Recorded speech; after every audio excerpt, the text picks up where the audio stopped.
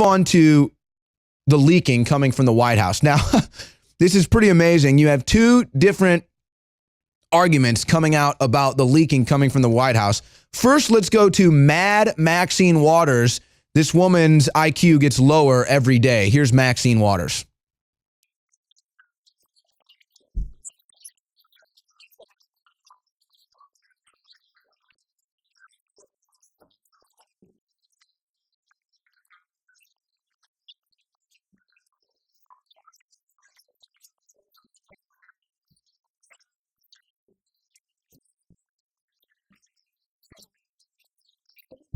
So this lady's trying to make a point here that leaking's bad, and Maxine Waters thinks it's good.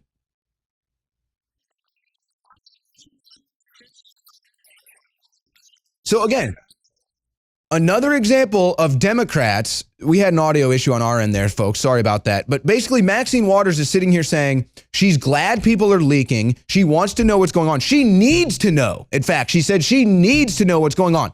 This is a woman.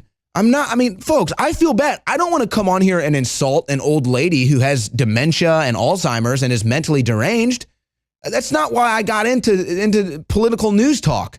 But Maxine Waters wants to be in the battlefield. She wants to be in the ring. So if you want to put a corpse in the ring and tell us to fight, well, then we're going to knock that corpse around. So this woman is nuttier than a squirrel turd on here trying to tell you that you need to know what's coming out of the White House. You need to know it's good. It's healthy. She needs to know she's glad people are breaking the law and leaking. You know what? I'd like to see some of that medicine used against Maxine Waters. Hey, Maxine, how would you like it if people leaked everything that you did behind closed doors? How would you like it if people leaked all your conversations? Remember what happened when an independent journalist asked you about your Russian connection and the money between you and Russia? And what happened? You ran away because you're a coward and a fraud, Maxine Waters. Now, here's Bob Corker, a real American, not a coward, not a fraud, on how you should be addressing leakers.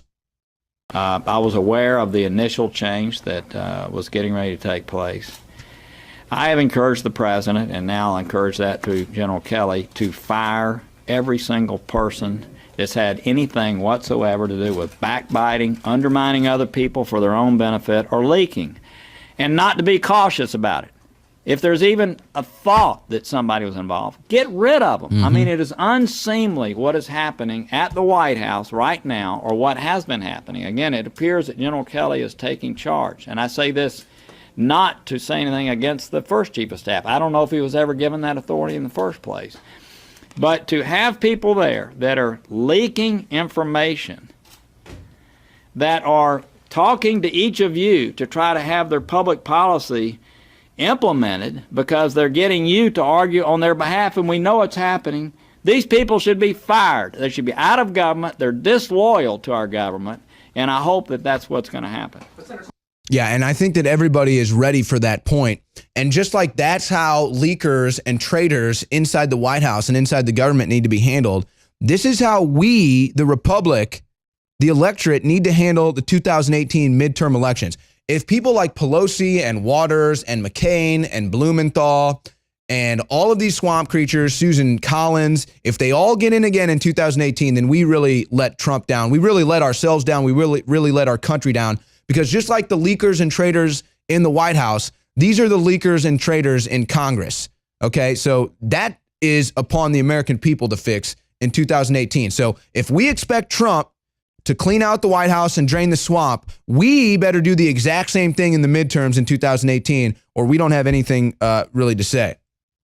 Now, this is an incredible story. Now, a month or so ago, there was a story in the Washington Post, another liberal rag, talking about how God and guns, how America took on Russia's tradition, when literally God and guns is like the tradition, the backbone, the root of America. The Washington Post is so confused, they pretend like that's Russia and us becoming Russia, literal madness. Now you have the New York Times, some crazy liberal Robert Schiller, the transformation of the American dream. It really infuriates me how these liberals twist words and meanings. The American dream is back. President Trump made that claim in a speech in January. That triggers liberals. They are ringing words, but what do they mean? Language is important, but it can be slippery. Consider that the phrase, the American dream, has changed radically through the years.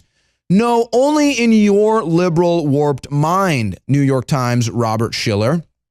In the United States, these values affect major government decisions on housing, regulation, mortgage guarantees, and millions of private choices regarding whether to start a business, buy an ostentatious home, or rent an apartment.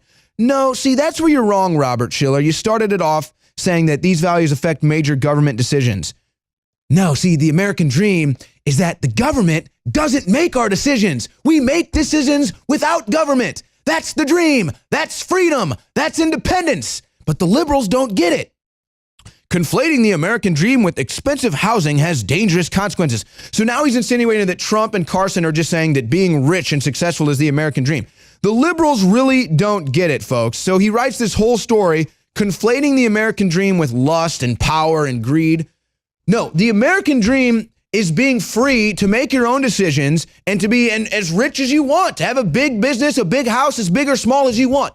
That's the American dream without government influence. The liberals don't get it. You know, there was this story, a study that actually came out of the completely discredited University of Missouri, a liberal university that was once proud. I once attended there. It's a complete garbage university now.